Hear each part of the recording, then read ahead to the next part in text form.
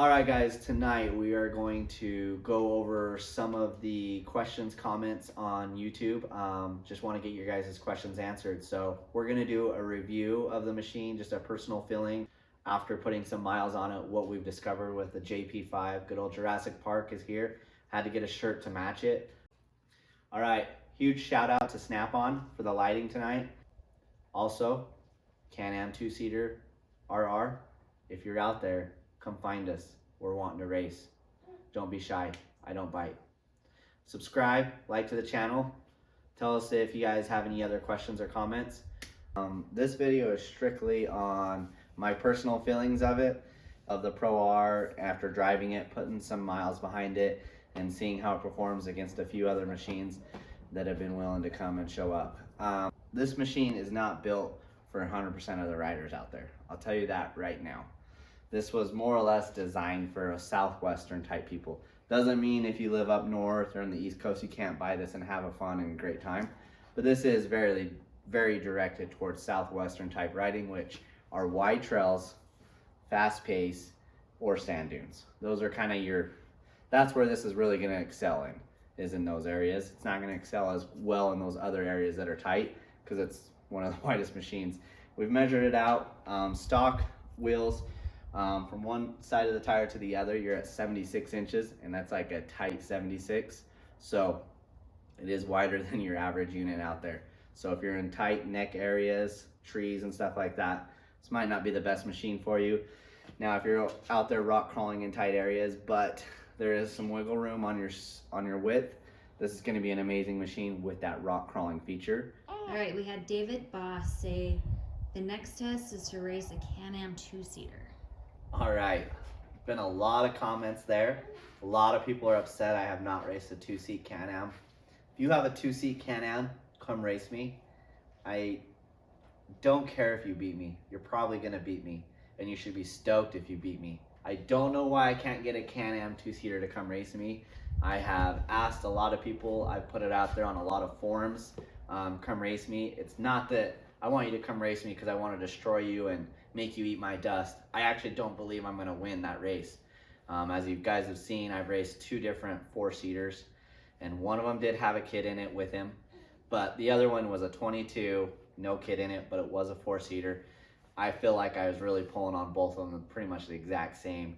I'm sure that 2-seater, my guess is probably going to beat me. I'm not wanting to race a 2-seater Can-Am because I think I'm better. I'm wanting to race a 2-seater Can-Am just so we know. Everybody wants to know. So if you're down to come race me, I would love to come race you. I just want to know myself, and the rest of the world wants to know. The only ones that I've gotten to come out are people that I actually know. Love to race you guys. I don't think a Can-Am's a POS. I think it's a great unit. It's fast as hell. This costs a lot more, so I think you should be stoked on the fact that even if you kept up with me, which I know you're gonna keep up with me, thing is, you'll probably end up beating me. But I didn't buy this machine so I could be the Can-Am destroyer. I bought this machine because I just like all the other extra features that the Can-Am doesn't have. This isn't for everybody. The Can-Am's not for everybody. You choose, pick your poison. I want to go like a 22 against a 22, and I would love to go against a 2-seater. So if you have a friend that's down to come, any Can-Am lovers out there want to come out, you're invited. Just hit us up at desertsxs@gmail. Tag your friends if you have some friends with a Can-Am 2-seater. But if you have a Can-Am 2-seater and you're willing to show up, let's do it. I would love to just see it. So come on out. You're all welcome. All right, guys. So probably the most questions we've gotten has been suspension mode and ride height. Who said that, I guess? So it was from Montana Mountain UTV. He asked, what suspension mode and what height? Okay, so it's probably just trying to get some heights. So we're just gonna do a few measurements. He's not the only guy that's asked for some heights, so we'll just do a few measurements for you guys. I have already measured to the roof here in comfort, because I'm assuming the only people that care about the roof height from the ground is gonna be the people trying to put it in a trailer. I already measured that. That's 72.25, and it's a solid 72.25. So if that's your max, it's probably too much. So there's that height. So to the roof, you're 72 1/4. So if that helps you there. Now in rock mode, I have this in rock mode right now. I noticed that was getting me the height, the highest height, which right here at the bottom, right here, that's getting me 17 inches. Right here under the belly, it kind of V's down a little bit right in the middle, and you're gonna be 15 inches. Here on the side right here, in rock mode, we were 17 inches. And then here, I think 17 and a half. Let me double check. But yeah, 17 and a half right here. So that's for here and here. But like I say, your arm right here, your trailing arm coming in right here, it's going all the way to there. So that's obviously gonna be lower there. Okay, so Ben Parker asked, is the Pro R much better than your Turbo S? Yes, it is quite a bit better. Would I say light years? In certain things, it's a lot better. In certain things, no. Honestly, right out of the gate, I took it down the trails first day, and I was like, this isn't any better. And then I took it down those same trails again today and realized I was very uncomfortable on day one with it because it's a totally different machine. And two, I'm running at a much faster pace now. So obviously at a faster pace, hitting bumps, hitting, dips and ravines, you're just gonna hit harder when you're going faster, which makes it seem like it's not better, but it is better. It is a better suspension. Do I think it's insanely better? No. If you're strictly buying it for the suspension only, from a Turbo IS Dynamics to the Pro R setup, no. Now, it does have the rock crawling mode if you're into that, which obviously the Dynamics Turbo S doesn't have that, so that is a sweet feature. It also has different settings with the ECU, so you can have like your base setting on power, and then there's like a mid-grade power, and then you have your high power. So there is some different things that you can do with it and tweak. So instead of just having a suspension setting only, you also now have a power setting to go along with that. This thing has gobs more power than that Turbo S. If you're wondering about that, yes, light years better than the Turbo S as far as power. I would say it's, as far as power delivery, it's very in between a Can-Am and a Turbo S, if you ask me, as far as the delivery goes. The Turbo S is very linear, very solid throughout with the power. And then the Can-Am is very snappy. It's like having like a two-stroke when you hit the power band. You either have power or you have no power. That's kind of the way I look at it with the Can-Am. This sits right in the middle as far as power delivery goes. It's got a lot of snappy power, throw you back in your seat power, but it also is very linear and you can kind of just get some solid power throughout. For instance, on my track, I am having to feather through a lot of the corners just because there is a ton of power in it.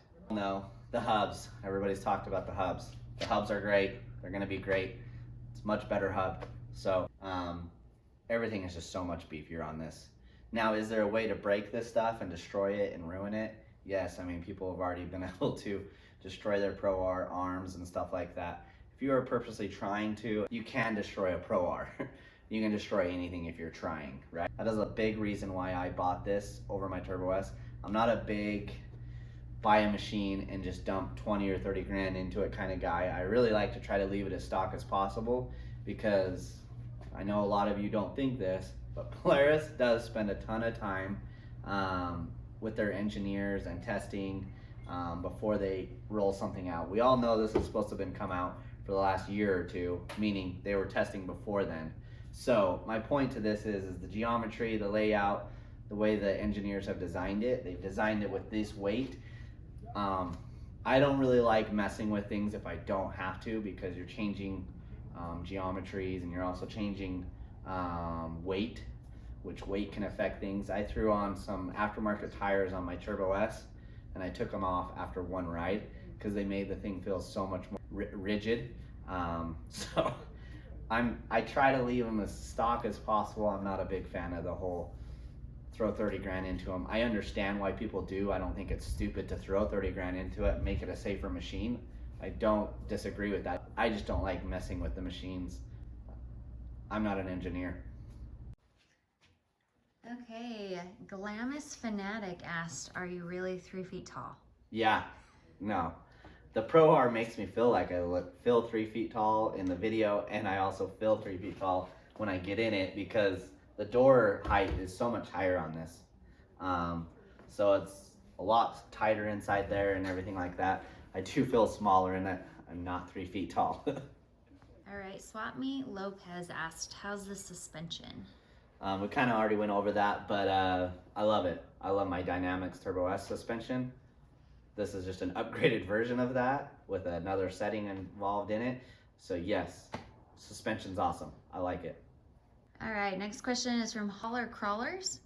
Why did you switch from a 4-seat to a 2-seat? What's the difference? I just been running a 4-seat for a little while now, and I wanted to get in a 2-seat to see the difference. It was a great time of the year as far as making that jump. If y'all don't know, we just had a kid about a month ago. My wife's not gonna be able to do a whole lot of riding with us this year because he's so young, so someone's got to watch him. So she's kind of bummed that she's not gonna ride as much, but she gets pretty terrified in these anyways. But the reason I went to the 2-seater was a great opportunity to actually get in one this year and see for myself the difference. I will say this, there's a couple things I do miss about having my 4-seat. Mainly is that length. Even though this is long and my 4-seat was only a foot longer, it is very noticeable on the track, and that's why I built the track to be doing the exact same trails and the same race course, the same everything, and so I could know the difference between one machine to the next, because it's really hard to go out in the desert and demo the exact same thing, because 2 weeks later, you know, out here in the desert, those same trails can be quite a bit different. The lighting can be different, or this or that, traffic, and so that's why I did the track, so I could actually get a real true feel, because I'm running the same stuff on the same thing, and I don't have to worry about someone coming around a corner. So that's why we did the whole track deal. But yes, I do miss a little bit of that length in my 4-seat because I feel like I'm a lot squirrelier now in my 2-seat, but I wanted to see what it was all about and see how fun it was. And it is a blast having the 2-seat, but I do miss that, being able to use that length as an advantage on some of the bumps and some of the turns and stuff like that.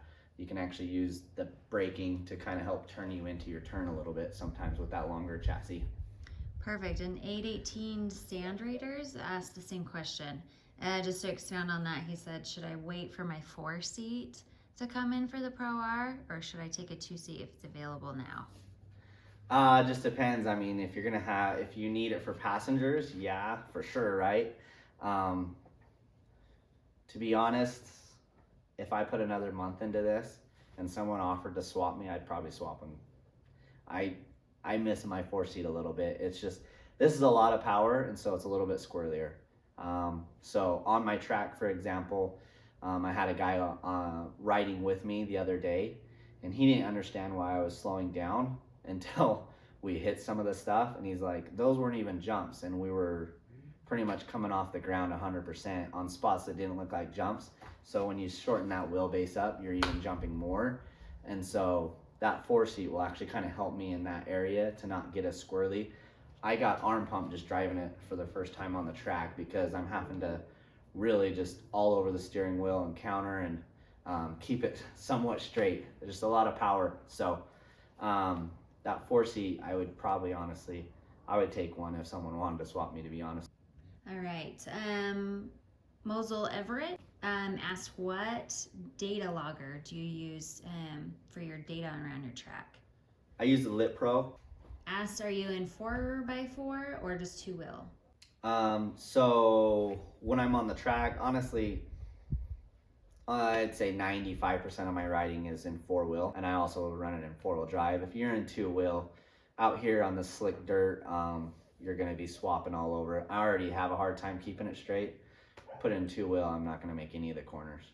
Okay, he also asked, he also suggested going to the sand and trying it with paddles and without paddles.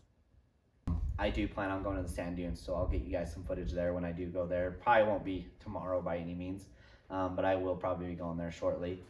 Also with the 4-wheel drive question, I forgot to answer that. So this actually has 3 settings. It has 2-wheel drive, 4-wheel, and then the lock 4.